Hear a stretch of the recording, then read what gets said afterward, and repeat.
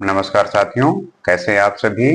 उम्मीद करते हैं कि आप स्वस्थ होंगे, सुखी होंगे, प्रसन्न होंगे।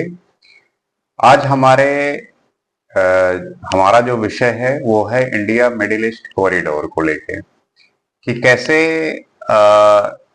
इंडिया के थ्रू जो है और मिडिल ईस्ट के थ्रू यूरोप को जोड़ने की कोशिश की जाती है। और इस प्रोजेक्ट पे काम चल रहा है कि इंडिया मिडिल ईस्ट कॉरिडोर जो यूरोप तक होके जाएगी, जिसमें हम ऑयल, गैस और इंटरनेट की सारी सुविधाएं प्रोवाइड करने का प्रयास करेंगे। उसी में जो काम चल रहा है उसमें जो रुकावट है और वो रुकावट किस वजह से है, इन सब बारे में जानेंगे और समझने की कोशिश करेंगे। तो India middle east corridor IMEC क्या है कि उसमें क्या कर रहे हैं कि इंडिया, मिडिल ईस्ट जिसमें अरब की कंट्रियां आती हैं और फिर यूरोप में ग्रीस को कनेक्ट कर रहे हैं। ये इसलिए किया जा रहा है कि चाइना को एक तरीके से काउंटर करना है, क्योंकि चाइना जो है बेल्ट रोड इनिशिएटिव का कार्यक्रम करती है। उसमें क्या करती है कि वो हर जगह पे अपना उसने इतना प्रोडक्शन कर लिया है कि वो हर जगह पे अपना जाल बिछा रहा है, अपना जो है प्रभुत्व स्थापित करने की कोशिश कर रहा है। अब जैसे कि वो अ, पाकिस्तान में जो है चाइना पाकिस्तान कॉरिडोर बना रहा है, तो उसके अगेंस्ट में G20 के सम्मेलन में जब इंडिया में 2023 में हुआ था, तो उसमें सारे कंट्री ने मिलकर ये डिसाइड किया था कि IMEC पे हम काम करेंगे और भारत से यूरोप तक एक ऐसा हम भी IM जो इंडिया मिडिल ईस्ट कॉरिडोर, एक कॉरिडोर बनाएंगे जिसके थ्रू हम इंपोर्ट एक्सपोर्ट करेंगे और जिसको जिस चीज की जरूरत होगी वो अपने अकॉर्डिंग उसमें सहयोग करेगा। तो इसमें चाइना के अगेंस्ट इसको देखा जाता है, चाइना के खिलाफ देखा जाता है। और इस कॉरिडोर में USA का काफी ज्यादा सहयोग है। और अब इस समय ये उसकी हालत है कि जब से मिडिल ईस्ट में कॉन्फ्लिक्ट शुरू हो गए हैं इजराइल और फलस्तीन को लेके और ईरान को लेके, तब से जो है इसमें काम रुका हुआ है, इसका काम चल नहीं रहा है। तो इसको जो है लेके काफी ज्यादा फिर से इनिशिएट करने की कोशिश की जा रही है कि इसको जितनी जल्दी हो सके चालू किया जाए और इस पे काम करने का प्रयास किया जाए, क्योंकि इसके बन जाने से आ, हम अपनी चीजों को यूरोप तक और यूरोप की चीजें इंडिया तक पहुंचने में आसानी हो जाएंगी किसी भी प्रोडक्ट की। अब जैसे इंडिया में ये स्टार्ट मुंबई से होगा और मुंबई के बाद जो है ये UAE के जाबल अली पोर्ट पे जाएगा, उसके बाद सऊदी अरबिया के हरद में, उसके बाद फिर रियाद में, और रियाद से होते हुए सऊदी अरबिया के अल हदीदा में, और उसके बाद फिर इजराइल के हाइफा पोर्ट पर, और हाइफा पोर्ट से होते हुए ग्रीस के पायरे पायरेस जो है पोर्ट तक जाएगा। तो इसको बनाने का जो प्रमुख उद्देश्य ये है कि हम अ, अपने प्रोडक्ट का बड़े आसानी से और सीधे तरीके से अगर एक्सपोर्ट इंपोर्ट किया जाए, तब उसमें खर्चा बहुत कम लगेगा। और खर्चा जब कम होगा तो, क्योंकि किसी भी चीज को समुद्र के माध्यम से या ट्रांसपोर्टेशन में जो खर्चा आता है, उस खर्चा में काफी ज्यादा गिरावट आएगी। और उस खर्चे से जो है गिरावट होने से काफी ज्यादा हर किसी देश को फायदा मिलेगा। क्योंकि जब से मिडिल ईस्ट में कॉन्फ्लिक्ट स्टार्ट हुआ है और इस तब से इसमें रुका हुआ है काम। अब चूंकि ईरान में हमास ग्रुप बैठा हुआ है और उसका जो इजराइल को लेके जो हाइफा पोर्ट है वहां पे इसी बात को लेके एक तरीके से इनिशिएट स्टार्ट हुआ था कि ये जो आईएमईसी बन रहा है, India middle east Europe corridor, तो इसमें इसको अगर रोका जाए, तो अगर हम इनके बीच में कॉन्फ्लिक्ट स्टार्ट कर दें, अगर चीजें रोक दें, क्योंकि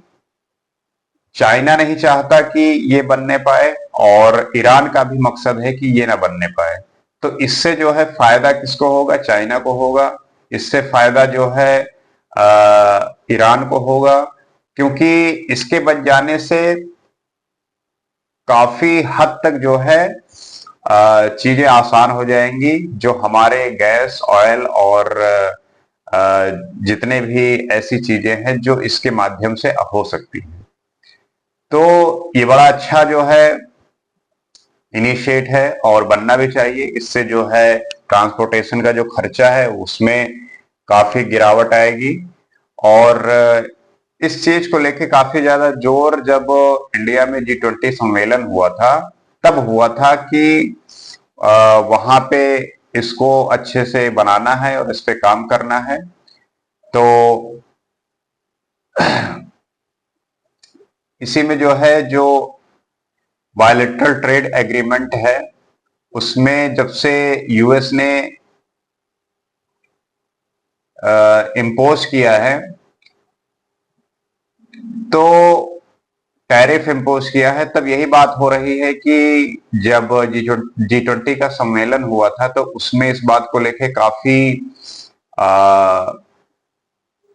काफी ज्यादा जोर दिया गया था। चूंकि उस समय परिस्थितियां अलग थी और आज की परिस्थितियां अलग हैं। पहले बाइडेन साहब थे, आज ट्रंप आ गए हैं, और ट्रंप का मिजाज और उनका जो इंडिया के प्रति फ्रस्ट्रेशन है वो नजर ही आ रहा है आज के दिनों में। तो ट्रंप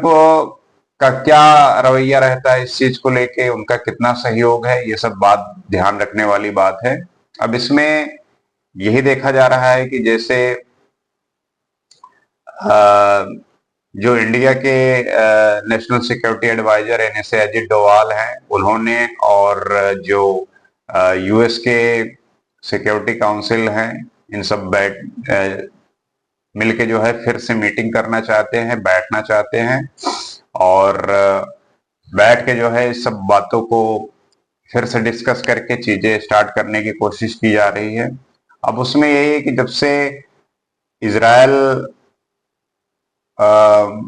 में कॉन्फ्लिक्ट स्टार्ट हुआ है और गाजा में अप्रोक्सीमेटली 60,000 लोगों की डेथ हुई है, तो उस चीज को लेके काफी ज्यादा, अब चूंकि वो कॉरिडोर इजराइल के हाइफा पोर्ट से भी जाएगा, तो चूंकि उस चीज को लेके आप काफी ज्यादा अभी वो न्यूज में है और वहां पे चीजें अभी उतनी आसान है नहीं, तो इस चीज को लेके शुरू करना अभी थोड़ा मुश्किल है। लेकिन इस चीज को लेके एक बैठक सुनने को आ रही है कि बैठक होगी जिसमें इन सब देशों के जो राजनेता हैं वो इन सब बात पे थोड़ा बैठ के ध्यान से बात करेंगे और इसको सही तरीके से स्टार्ट करके और इस पे काम करने का प्रयास करेंगे। तो इसमें यही बात है कि जो India middle east Europe corridor है, तो इसमें कितना ज्यादा फायदा और कितना ज्यादा यूरोप का और इंडिया से कनेक्शन में कितना फायदा इंडिया को होगा और जो मिडिल ईस्ट की कंट्री है उनको इसका कितना लाभ मिलेगा, तो इन सब बातों को लेके सारी कंट्रियां अपनी जो है मंजूरी पहले दे चुकी हैं। क्योंकि ये बीच में कॉन्फ्लिक्ट जब से क्रिएट हुआ है तब से इसमें बाधा आई है और ये बाधा जल्दी ही खत्म हो जाएगी,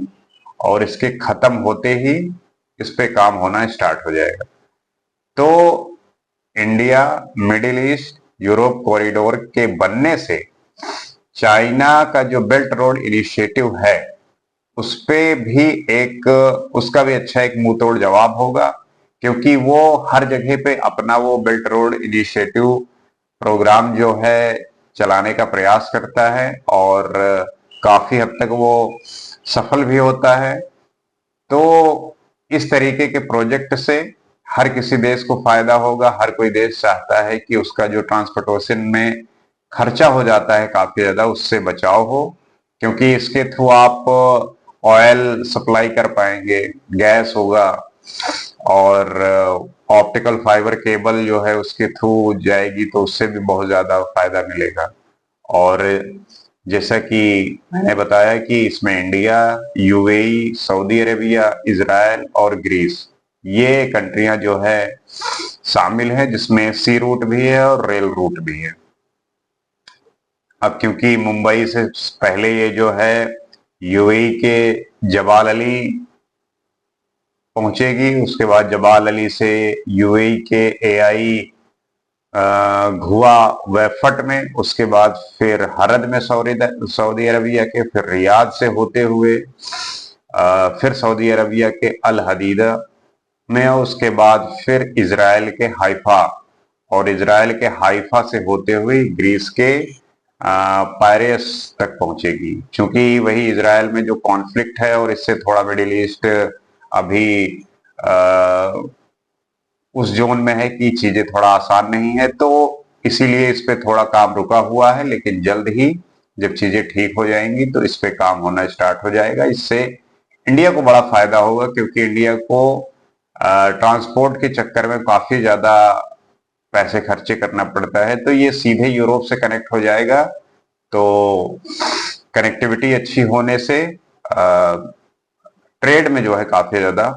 फायदा होगा, और ट्रेड के थ्रू जो है इंडिया काफी ज्यादा चीजों को आसान बनाने की कोशिश करेगा, और इससे एक अच्छा कम्युनिकेशन और हर देश के प्रति एक सही रणनीति से काम करते हुए चीजें थोड़ा ट्रेड को लेके आसान हो जाएंगी। तो उम्मीद करते हैं कि IMEC, India middle east Europe corridor के बारे में आपको थोड़ा आइडिया लगा होगा, और इसका जो प्रोसेस है इसमें जो समय लगेगा वो धीरे धीरे इसके बारे में जानकारियां आती रहेंगी और हम इसके बारे में पढ़ते रहेंगे।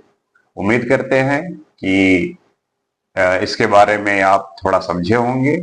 और इस पे और थोड़ा हम गहरी चिंतन करेंगे और गहरी बात करेंगे और डिटेल में जानने की कोशिश करेंगे। बाकी अगर देखा जाए तो अभी इसका यही है कि अब फिर से बैठक होने जा रही है और चीजें फिर से स्टार्ट होंगी, फिर से बनेंगी। आज का विषय जो था यही था कि हम कैसे अपने इंडिया को यूरोप से मिडिल ईस्ट के थ्रू कनेक्ट कर रहे हैं, और